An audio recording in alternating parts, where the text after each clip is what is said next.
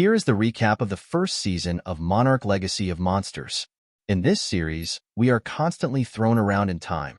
So to make it clearer, I will tell you the whole plot in chronological order. In 1952, a United States Army officer named Lee Shaw is sent to the Philippines to guard a scientist named Kiko who has discovered an unusual spike in radiation. He doesn't really understand what exactly the woman is doing, but soon they accidentally meet another scientist named Bill, who has come here in search of a dragon. The man tells them that there is a certain path in the legends, and it was on this route that the creature was spotted. Kiko realizes that this path coincides with the traces of radiation she discovered. After a while, they find a warship that could not possibly be here, and soon they are attacked by a huge flying monster, but the main characters manage to escape. The trio realizes that they have encountered a new species of creature, and there are likely more than one. They name them Titans and create an organization called Monarch. 2 years later, the protagonists present their discovery to the generals of the United States Army, and they begin to sponsor the organization. Scientists want to study the Titans and understand how to coexist with them in the same world, and the military wants to destroy them. Kiko and Bill are not happy about this, but they can't do anything about it. In the end, with their joint efforts, they lure out a Titan, and it turns out to be Godzilla. The military detonates an atomic bomb and believes that the monster is destroyed. Afterwards, the three protagonists agree that they will be careful to share information with the army. After a year, the main characters stalled with the research and the military intends to stop funding, thinking that there are no more Titans. However, Bill believes that under the ground there is a network of tunnels where the monsters live. This is how the giant creatures have no problem hiding from humans. By this time, Lee Shaw falls in love with Kiko, but this interferes with their work. Soon the trio contacts a scientist who creates a device capable of luring the Titans. They activate it. Suddenly, Godzilla appears, and the protagonists realize that he is not dead from mankind's most powerful weapon. Lee Shaw reports this to the general in funding resumes. We also learn that Kiko has a son named Hiroshi who she has been hiding from everyone because she is a Japanese citizen and the government of the United States didn't trust her very much as it is. Bill eventually marries the protagonist and adopts the boy. A year later, the trio of main characters goes to Kazakhstan to an abandoned nuclear power plant. According to their calculations, there should be an entrance to the monster world that Bill was talking about. Surprisingly, they find no radiation at the site. But under the ground they find a brood of mutos, which consumes it. Once down there, an earthquake occurs and Kiko falls into the rupture along with the monsters. The men then presume her dead. In 1962, Bill and his scientists find a wormhole tunnel in America. It is supposed to be a teleport to some space where huge monsters live. However, it only activates when a Titan approaches it. The scientists are assembling a capsule and a device that should lure the monster from the other side. Lee Shaw and 3 other people are to go on the expedition. At first, everything goes well, but when the capsule falls into the teleporter, there is an explosion and the portal closes forever. Bill tries to figure out what happened, but years later still doesn't know the cause. In 1973, as we know from the movie Kong Skull Island, Bill dies but manages to send the Monarch secret documents, which eventually get to Hiroshi, Kiko's son. Lee Shaw regains consciousness in a hospital and is locked in a special dome. Soon he tries to escape and meets the grown-up Hiroshi, Kiko's son. It turns out that 20 years have passed, and the protagonist can't understand how this could happen. He tells that the expedition team has fallen into a strange world where huge creatures live and the laws of physics work differently. This is not a hollow Earth which we saw in the movies, but something in between and maybe in another dimension. The team spent about 7 days there, and all but the main character died. Then Lee Shaw was accidentally sucked into a portal and ended up here. The Monarch does not believe in the story of the man, so he is sent to a special sanatorium and is considered crazy. As we know, in 2014, there was a battle between Godzilla and the Mutos in San Francisco. During the battle, thousands of people died and their homes were destroyed. Schoolteacher Kate, along with her students at the time, evacuated over a bridge and got caught in the middle of the battle. The bus with the children fell into the water and she survived.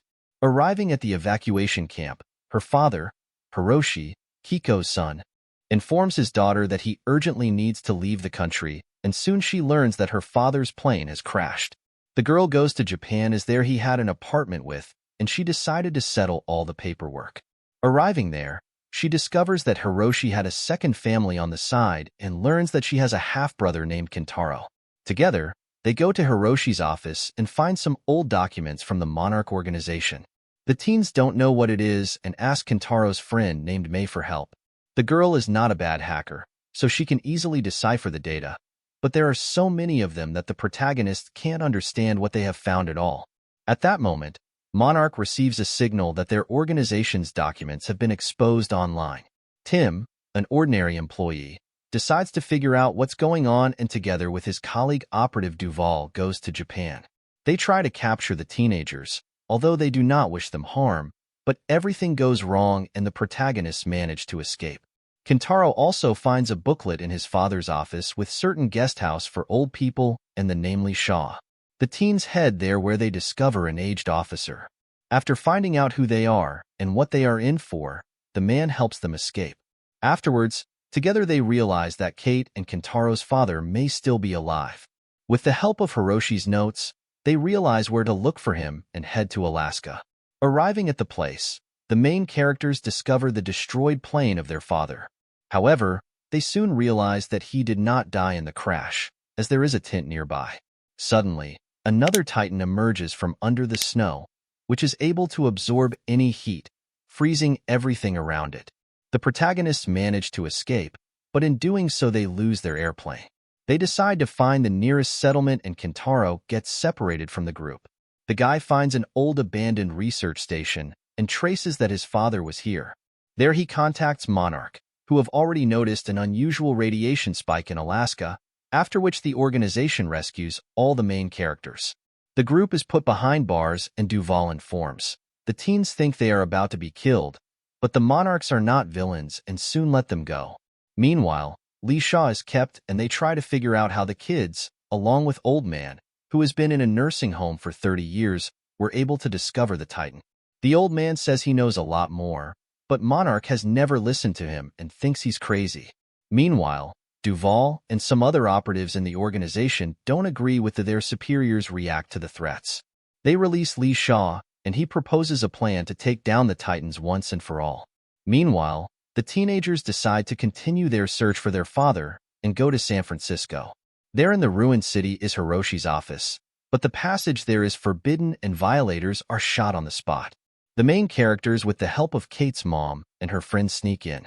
In the office, teenagers find an unusual map, and from it they realize that Hiroshi most likely went to Africa in search of another Titan. Back at home, they are met by Lee Shaw and Duval. They offer their help in finding Hiroshi and then head off to Africa together. Meanwhile, Tim and a Monarch deputy director named Natalia Verdugo try to figure out what Lee Shaw and the teens are up to. They find Hiroshi's office and guess where exactly they should look for the main characters. Lee shows up with the children in Africa and finds the place indicated on Hiroshi's map. There they see their father in the distance, but he panics and yells at them to get out as soon as possible. It turns out the man has activated a bait for the Titans, and in a moment a huge monster awakens, Godzilla himself. Hiroshi escapes, and we see that Tim has also flown in with a team of managed to escape, but the teens are upset that their father has once again abandoned them. Lee Shaw offers them to solve the Titans' problem once and for all as he has a plan. The kids refuse, and he takes Hiroshi's map from them. Arriving at the airport, the teenagers learn that Mei has been kidnapped by some people. They contact Tim and ask him to help them find their friend. It turns out that she was taken by people from Apex Corporation. Its CEO Brenda blackmails Mei and wants to force the girl to spy on Monarch, but she refuses. At that moment, Kate asks Verdugo, Monarch's deputy director, to help her free her friend, and in exchange the protagonist will help them find Lee Shaw as he is up to something not so good. Eventually, Mei is freed, and the protagonists go in search of the old man. Verdugo makes an appeal because of which the public finally learns about the existence of the Monarch organization. Meanwhile, Lee Shaw and his new team arrive in Alaska. They capture the Monarch base and take all the equipment from it. Then they find a portal next to a heating titan. They blow up the teleporter, causing the other wormholes on the planet to start emitting more and more radiation. The Monarch sees this and realizes that dozens of huge monsters could come to our world if the old man isn't stopped. Digging through old documents, the protagonist guessed that Li Sha is going to Kazakhstan to the same nuclear power plant where Kiko died. Eventually, the teens find him and ask him to stop, but he refuses and blows up the portal. However, the explosion causes the old man, Kate, and May to fall into the wormhole. Kentaro, Tim, and Hiroshi, who has appeared, realize that Monarch will not help them get the protagonist out of there. They decide to take their only opportunity and contact Apex Cybernetics Corporation. Meanwhile, the rest of the characters find themselves in the Between Worlds. Li Sha tells them that time flows differently here, and they need to get out of here. Suddenly, they meet Kiko, who has only been here for 57 days. Together, they find Li Sha's old capsule and use the bait to summon Titan, thus activating the portal. Godzilla and a flying dragon appear. They begin to fight, and in the chaos that ensues, Li Sha sacrifices himself so that the others can be saved. The capsule is thrown to the surface where the Apex Corporation has been waiting for them for 2 years. Kate, Kentaro, Hiroshi, and even Kiko are finally reunited.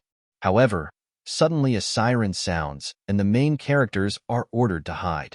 They are on Skull Island, and at this point Kong goes on a big rampage. This is the end of the first season. Don't forget to subscribe to the channel and click the like button. Thanks for watching. Goodbye.